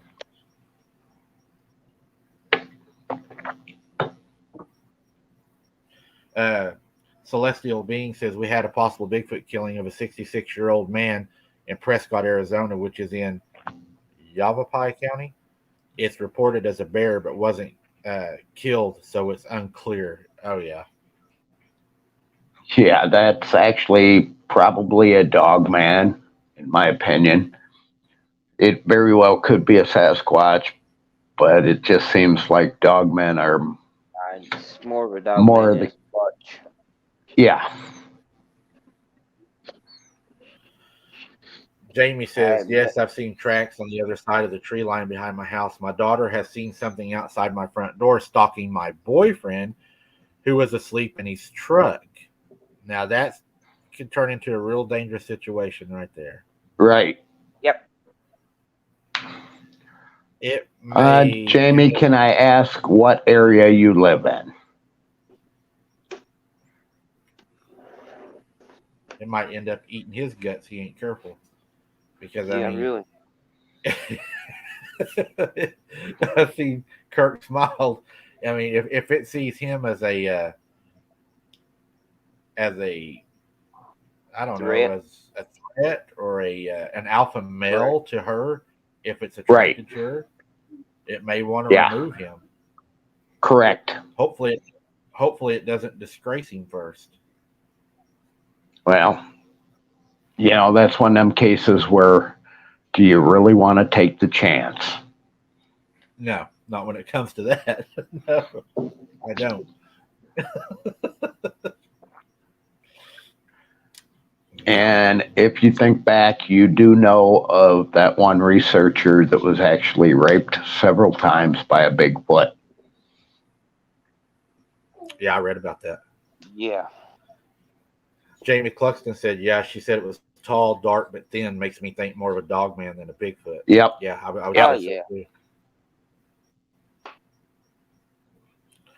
I wouldn't be sleeping in a truck with my doors unlocked and my window down by the wood line. Uh, No. Call me That's crazy. asking for I do it trouble. occasionally. That's asking for trouble. But on the other uh, hand, I'm also using myself for bait. yeah, but what are you going to do if it does catch you? And I mean, on just being, a serious note, is what happened to that one girl and what happened to that researcher. I mean, you could be sodomized, and it may not even, I mean, it may not even kill you.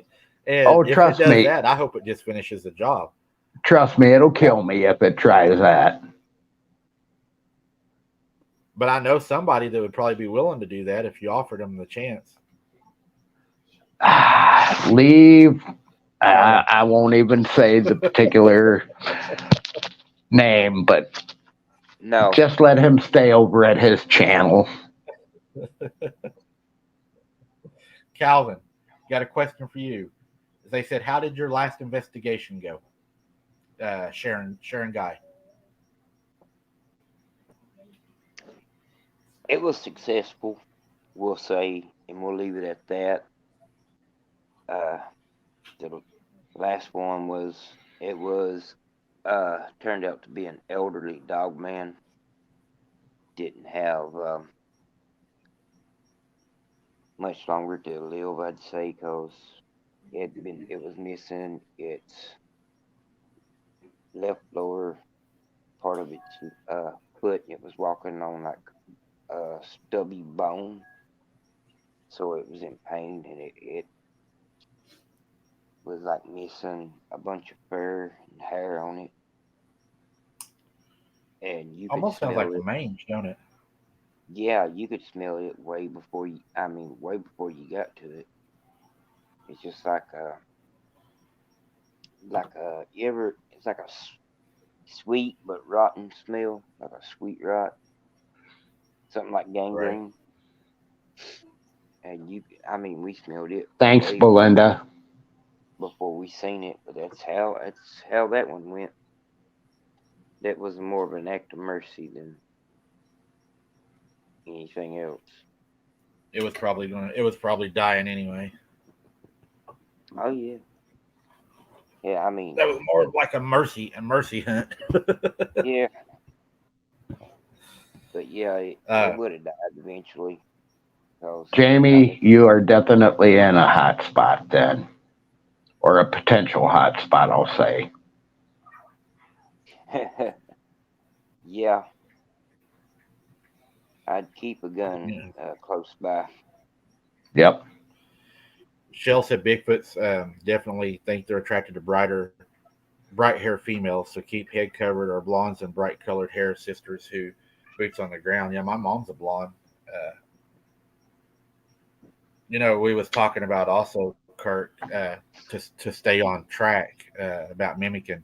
We also said that they don't just do sounds; they can make other noises that mimic certain things. And when my Right. granny was sick, she had a bell that she would ring when she needed something.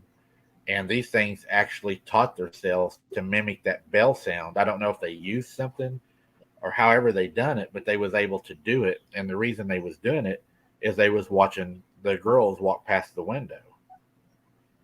So I mean, they have a high intelligence level. Oh yeah, Yes, they're they very do. They are intelligent. very smart. Now, Shell, one thing I will say, it does seem like they are more attracted to blondes and also some redheads, depending on the shade of the hair. It's like the brightness of the I hair was, attracts them. I was laughing at Jeff's comment there. Yeah, Leave it to Jeff. he's gonna put daylight through Jeff it. says you guys will know which one killed me. It'll be the one you can see daylight through it. Yep. Yep, pretty much You know, so. but what does that tell you if they're out there doing that? If they're actually taking the time to mimic a bell sound to get a reaction they're seeing out of you, again, it's routine. Yeah, They're they're seeing you hunting. do this. Yeah, They they're are, hunting.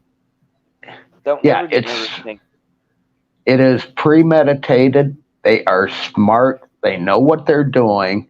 They plan this stuff out. And they are tenacious about trying to finish. If the first time doesn't work, they try again. Well, if they don't, they go hungry. Right. Yeah, Failure cannot be an option to them. And sometimes I also think that they don't do it just because they're hungry. I think sometimes they do it out of spite. yep, Oh yeah. Oh yeah. There was a kid killed in Oklahoma, and it could have just strung him out, across the field and everything. But instead, it propped him up and laid his head underneath his arm. yep. You're not just Sharon, you're not just doing that for. no, that's sending a message. Sharon, I really believe their lifespan is somewhere around 120 years, assuming outside forces do not shorten it. And Well, you that's know my what, Kurt? job. I would agree with you because I know where you're getting that number from. Yep. Yes, you do. And it's a Because good number. Jesus put the biblical amount of years on all creatures. I know what you're talking about. Yep. And they know that. Yeah. And like I said, that's assuming an outside force isn't in play with them. By outside force, I mean this hunter with his, I don't know, maybe 458 SOCOM or, Jeff. something like that. Yeah. Well, I didn't want to particularly use Jeff's name, but Hey, he sent me Little Dragon. I know. That's Jeff doesn't use a 458 SOCOM. He Jeff uses a is going to tell him Bushmaster. what Jeff is going to use. Yep. Yeah, you never know with Jeff. And believe me, if he pulled out an RPG, I'd just say, well, so be it. Yep. I'm the one that hunts with the SOCOM. And another thing I was thinking about too, as far as mimicking. What about when they was eating the scraps at the back of my granny's house? The first thing he said was it was picking it up with its hands, eating it through the side of its snout. Right. We know, a normal animal, a dog or a bear or something, most of the They time don't pick it up. Right. But it had watched people in the house eat, right? Correct. So there's And a lot more. The reason it was shoving it in through the side is if you look at a dog man from the front, you notice how the snout gets narrow. So that limits the amount that it can actually put in without it falling out. So that dog man had learned that if it goes to the side, it can actually put more in at once, eat quicker, and be gone. Yep. Which shows intelligence. Might They're check able- your messages. They're able to duplicate what they see, right? Yep. Let's see if it'll let me here.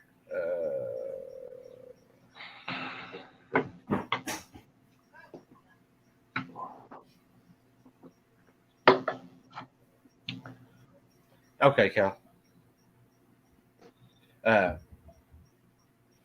You know, if they're duplicating that, then that brings back the whole mimicking thing to them trying to open the windows, trying to open the doors. You know, let's even take it a bit further. Them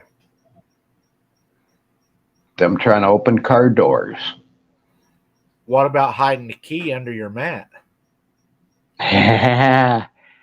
Don't do that. Do not do that. Do not hide a key outside. And think about this. My granny and them, they was outside working one time. They saw it through their back door in their house. It didn't hurt nothing. Didn't tear nothing up. But it did take some bologna and bread. But it didn't take all the bologna and it didn't take all the bread. Imagine that. Is that not weird? Yep. They was asleep one night. One of my mom's sisters is laying in bed. Looks over at the door and sees one standing in the doorway in the house. That is very rare. Covers her head up.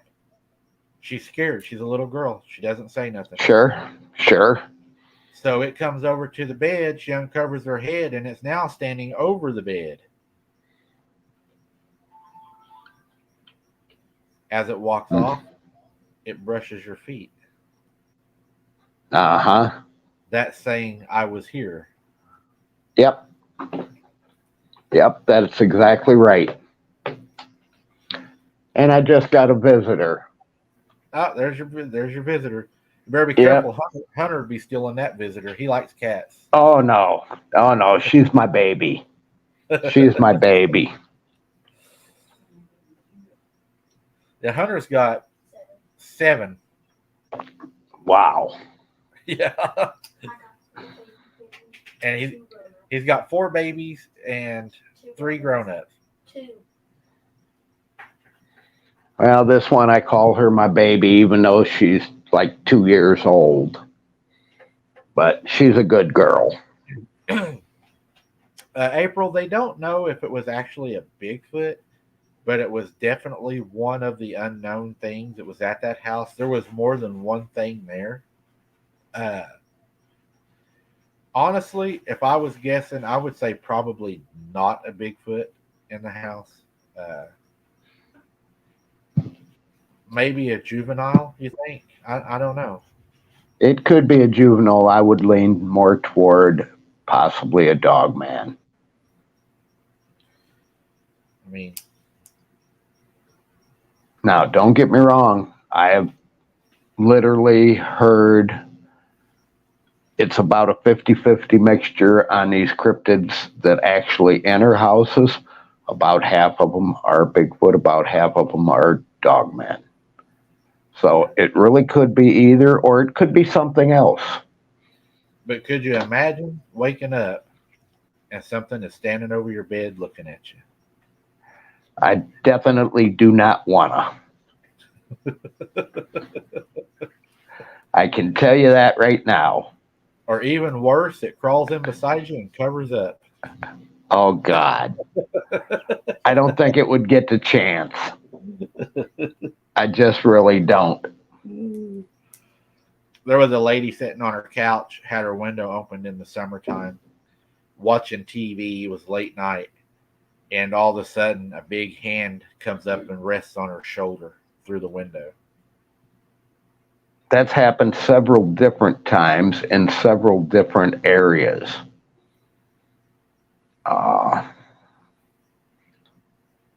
I'm assuming the particular couple that I know about were both Bigfoot, but I don't know. And yes, my cat sleeps on the end of the bed with me.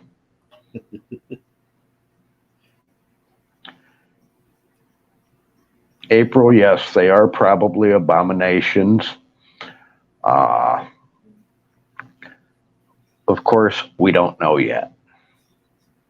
You know, I can take my best guess. Mike can take his best guess.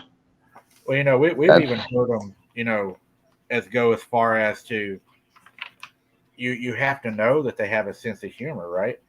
Because Exactly. whenever they scared certain family members at my granny's house and they would run and scream and, cry, jump through the door, you could hear them laugh outside. They would laugh. That's a good thing you brought that up.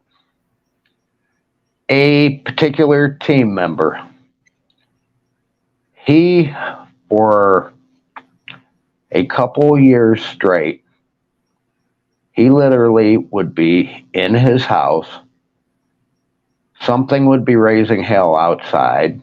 He'd grab a gun, run outside, of course, still in his shorts because it'd be, middle of the night. Something would be laughing at him from down there at the edge of the wood line. Never could get a clear view of what it was. Knew within a few feet of where it was coming out of, but just could never get that shot on him. But that went on for almost 2 years, and then it just quit. Wow. Wow. Yeah. And I mean, this particular guy, it got to the point where they were just about driving him nuts. And we never figured out why. We bounced a couple different ideas back and forth each other. And there again, at his house, we had some of the mimicking going on.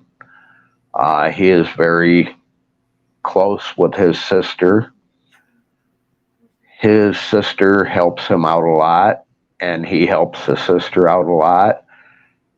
And quite frankly, he was down in one area of the property one night, I must say, and I'm going to guess at this because, when you're out in the woods or such, you're not necessarily looking at your watch. But he was down on, we'll call it the northwest side. And his sister, who was sitting there with his wife at the time, heard him calling. And he was calling from the opposite end of the property. She almost got up and went into the woods to search for what he wanted. And then she realized, wait, he's not over there. He's over here. What was it in its intentions? And his wife heard it just as well as his sister did. And his wife told the sister, hey, Troy wants you. And the sister was smart enough that she realized, no, that wasn't him, and did not go. But I'll guarantee you that would not have been good. Oh yeah, definitely. And like we talked about earlier, if they're around your house and they're staying at your house, they have already set up a chain of what's going to be their meal. Right. It's already picked. Right. Circley or something. Circley has a question. Okay. If she'll send her question back up, we'll get to it. So we'll watch for that. I think she got frustrated we didn't see it, but my chat's moving so fast that I really have to concentrate to be able to. And I'm also checking off our checklist of the things we wanted to talk about at the same time. You know, I've even one time one of them stuck its hand out of the grass one time and called my little cousin's name and tried to get her to come over to it.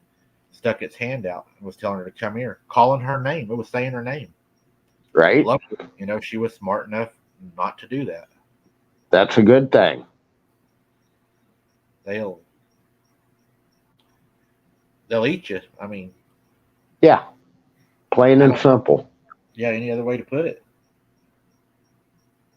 They've always wanted to get my mom. I think everybody's always thought that she was the one that Yep. they wanted. Uh, Oh, and I agree. I they agree quite often when a family is having interactions, encounters with one, only one of that family is the target. The rest would just be collateral damage.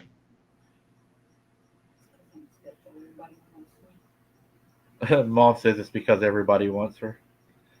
Uh, because she's so special. Well, they do like special people. Exactly. Uh, well, Kirk, I'm going to say this last part that we talked about. Well, I'll go ahead and let get this answer this right here. How do you guys control your fear in tight situations? That's the easy question.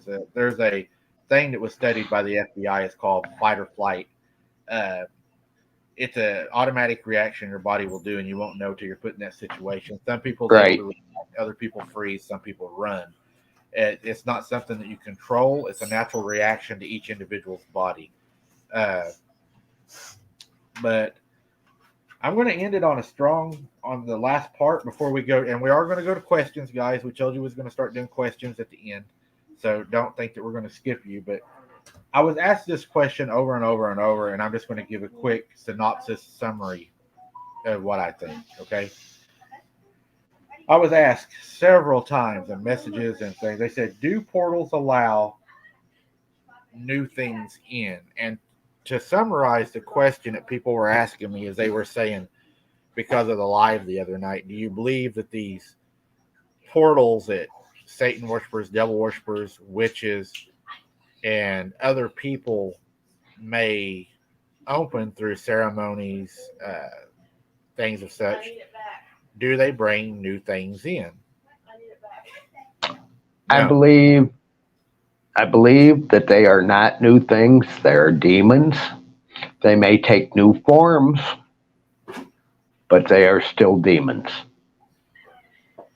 Yeah, and it to me it's pretty simple, pretty. It's if you go to the Bible, the Bible says that when God cast Satan out of heaven, he took 1/3 of the angels with him, and they were cast down to earth. And then we have the firmament above and below.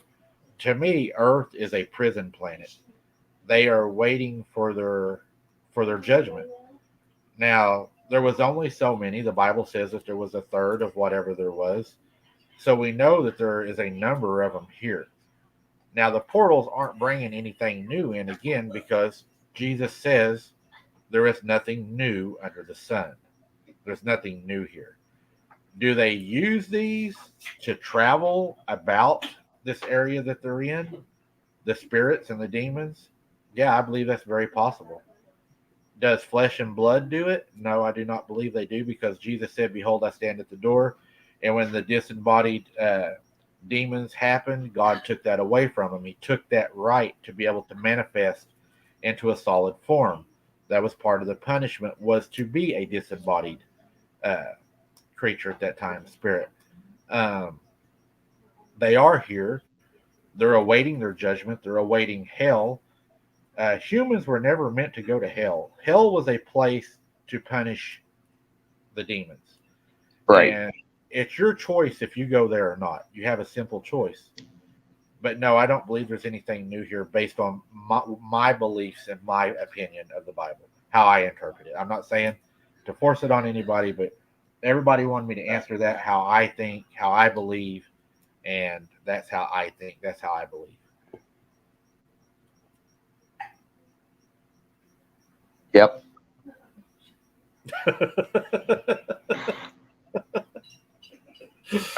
So we will, I guess, take questions now, Kirk, if you don't want to add to that or anything. You said it best. I mean, I couldn't say it any better. Anybody that has any questions, if you have one, specific for Kirk or for me or whatever, just capital letters our name, and we'll be glad to try to answer any questions you have. If we don't have the answer, we will try to find it and have it for you on the next live. Correct.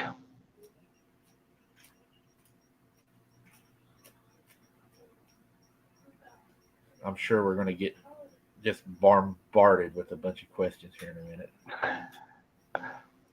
I'm kind of figuring so and look forward to it. That's probably my favorite part of the show, actually. Yep. I agree. I like the interaction with everybody. Fairies, Kirk. Susan wants to know, what do you think about fairies? I know where one is right now. I told you, leave the other show out of this. But no, on a serious note, Susan, yes, they are real. I do know, other than myself, and I have seen one, I do know at least 4 other people that have seen them that are very reliable. So they are real. What they are, I don't know.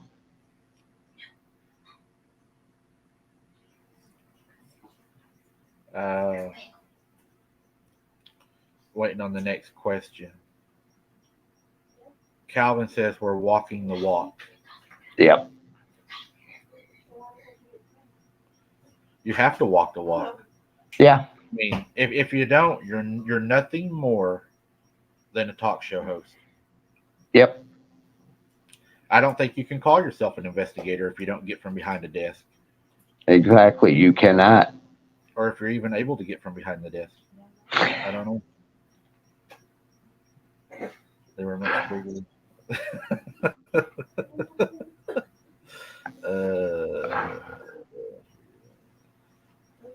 I'm not seeing any questions, so that leads me to. Oh no, there we go. Right as soon as I open. Dana Affliction says, "What kind of firearm should you carry in the woods to be safe?" I'm going to give you a police officer answer on that. It's the one that you're most familiar with, that you can control, and that you fire the best. And I'd like to add to that, as much as he is right on that, also it needs to be something big enough, because these cryptids, their bone density is much greater than a human. 357 Magnum would be the bare minimum that I would choose.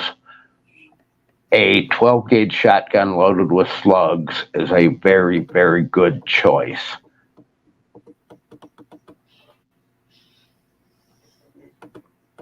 What I call the people of little people of Cherokee history fairies. Being the fact that I'm part Cherokee, I am familiar with that, and I've often wondered if they are or if there's something else. I truthfully believe they are something else. What about bigger than Sasquatch and Dogman? Gugway. That's what I was thinking also. How many cryptids and other creatures are around? I agree, actually, and I know you know who he is, Bobo. Yep. I think Bobo made a very good case on, I think there may be more, but I think that we can plausibly say 4. And I'm not talking the deception of the demons and stuff. I'm talking flesh and blood creatures. Okay. Well, I don't know. And let me qualify why I say that statement. We know there's Bigfoot. We know there's Dogman. Okay, we know there's Gugway. I've encountered that rake. I don't know what the hell it is, whether it's flesh and blood, whether it's spiritual, demon, I don't know. Okay, I've encountered that green-eyed blobbish thing. I don't know what that was. Do you believe they come from the inner earth? Do I believe what came from the inner earth? The cryptids or the Cherokee little people? The cryptids. The cryptids, I do believe that both Dogman and Sasquatch use caves and tunnels, very much so. Do I believe they have some type of, shall we say, world down in the earth? No, I don't. Right. And where do you think the 20 to 40-foot mountain giants hide? Do you think caves or mountains? I would say mountains and caves. Yep, caves in the mountains, and I think the, quote, 40-foot is a stretch. And I would say Candace, yes. Very much so. They have their own language. Tartan said he has a message above. It's rolling so fast, guys. And Gina says she's encountered the rake. Yes. Are there a type of dogman wearing coats and cloaks getting reports here? Okay, I don't believe in the cloaking. Of course. And see, I do. I believe that they have a clear hair follicle that allows them to blend into their surroundings. I believe is how they do it.